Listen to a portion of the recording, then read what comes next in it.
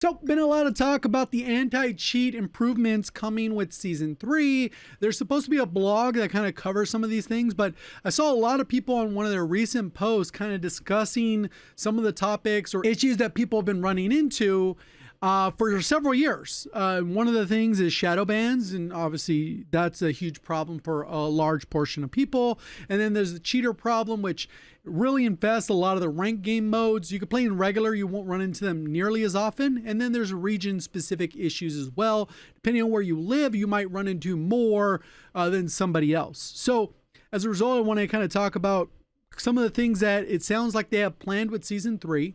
With the blog coming very soon, we'll be able to cover all the different stuff that maybe doesn't make it in today's video.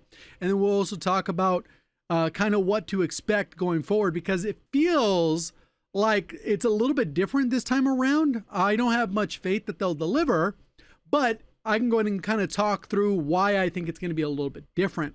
One thing I did want to go ahead and get into before we get too deep into it is this video does have a sponsor, which we'll do now. Today's video is brought to you by Raycon, and with March Madness just around the corner, they're taking care of you with tons of deals on earbuds and headphones for all your audio needs. With active noise cancellation, which I like a lot because even though I mainly drive, if I'm ever a passenger, I'd like to be able to watch whatever I want to watch without interrupting anyone else's music, movies, shows, or whatever the case is. It makes it perfect for those scenarios. Also, new and improved battery life for up to 32 hours. And if for whatever reason you forgot to charge them, they have a quick charge function. For just 10 minutes of charging, you can get 90 minutes of battery life. Also weatherproof and sweat resistant, coming in a variety of colors to choose from. If you'd like to try them yourself, go to buyraycon.com/JGOD. Save 20% off the best-selling everyday earbuds. Thank you to Raycon for sponsoring today's video. Welcome back. So the thing that they tweeted was account reselling is a violation of Call of Duty terms of service.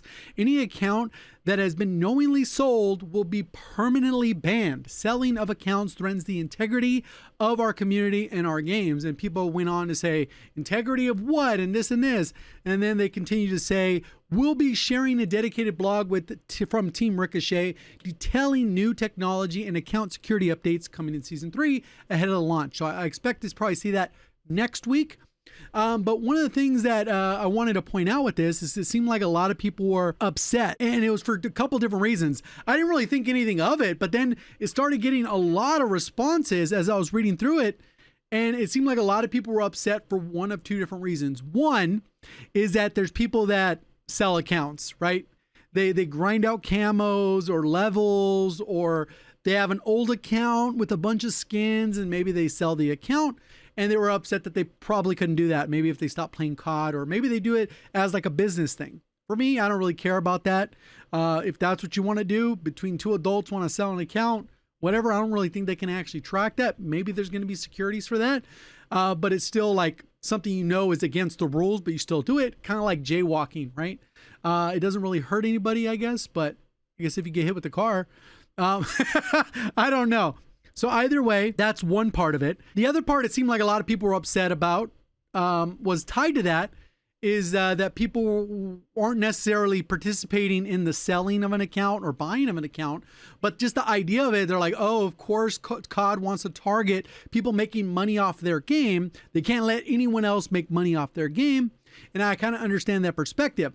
But the thing I initially thought is that they are targeting cheaters. And it doesn't sound like it off at first glance, but they actually attach a second portion to the statement. It said, keep your Activision account secure with strong passwords and two-factor authentication is important. Visit our support page on best practices to keep your account secure. And that second post is really what made me think that this was about cheaters, because obviously they have the Team Ricochet thing. So there's that. But the part that makes the most sense for the cheater part of it is a lot of people who cheat in Call of Duty, they have multiple accounts.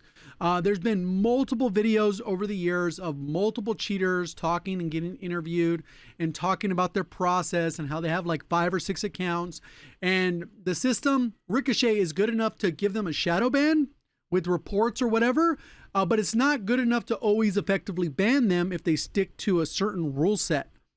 And what this does is they buy accounts in bulk. So now they're not going to be able to buy those accounts. At least that's how I would think it would work. Maybe I'm giving them too much credit if that's kind of why they tied this together. But realistically, that is a measure to reduce cheating. And I'm all for that if that's the case, right? Like, I don't really care if it's not benefiting the cheating problem, then I don't really care too much about it. I'd rather them focus primarily on things that are going to help with the cheater problem. And I think they've done and plan to do multiple different things. First is they work directly with having a better anti-cheat. It seems like they've made some moves behind the scenes, and they've even posted a few different things, and some sources that I've heard some things. They're treating this update like a big deal. And there's a lot of changes that are supposed to be happening that realistically it should be a better product. But we still have to wait and see, because like, I don't really know or believe it until I see it, right? Because COD really hasn't gone out of their way to prove it, other than that they continue to fail in this category. So unless the contrary ends up being true, I'll still have my doubts. So that's the most important one for them to get right, is to have a good anti-cheat, which a lot of PC games, they just struggle with it, especially the longer they've been around. The exception is like Valorant, Fortnite. Marvels, I haven't really heard about a cheating problem, and I don't play the game, so I don't really know. But most of the other games, whether it's Rainbow Six Siege or whatever, there's always cheater problems. PUBG, it goes on and on. If it's cross-play with PC or it's on PC, there's cheaters. So it's something that companies got to deal with. The other avenue that they've gone, it seems like, is the cease and desist. And it seems like there's been like a dozen of notable or like cheat providers that are semi-notable that they continue just getting shut down. And I keep seeing posts on my timeline, and I've heard even more that haven't made it to my timeline. I've heard of even more behind the scenes, like, oh yeah, we shut down this one. It's like, oh damn, okay. It's one of those things where they're targeting that side as well. So now you have it attacked from multiple different angles. Obviously, devil's advocate, you could say, well, they must not have that much trust in their anti-cheat. They're going out of their way to do the cease and desist. I'm all for it if they're targeting every which way that they can cut down on cheating. And then the third is the combination of what they're saying with this violation of selling accounts, that being an issue. So if somebody does get banned, they're less likely to get another account, because if it was sold, maybe they're going to have some IP tracking. I don't know how that's going to work, but realistically, they're going to be able to crack down on that. So even if somebody did get shadow banned, because maybe the anti-cheat didn't work, then realistically, the other person, like, they wouldn't be able to play on another account, so they would effectively be shut down or whatever. I don't know. That's just kind of how I think about it. And then the update will come along with that, so that there's less bad, like accidental shadow bans or whatever you want to call it. I think they're going to overhaul that system. Back in January, they put out a blog saying, hey, later on we'll reference this blog. In the future, we're going to talk a little bit more about it, because in season 3, the game will be better able to identify legitimate players from cheaters. So if you're someone who gets stuck in a shadow ban loop, this should help address some of those.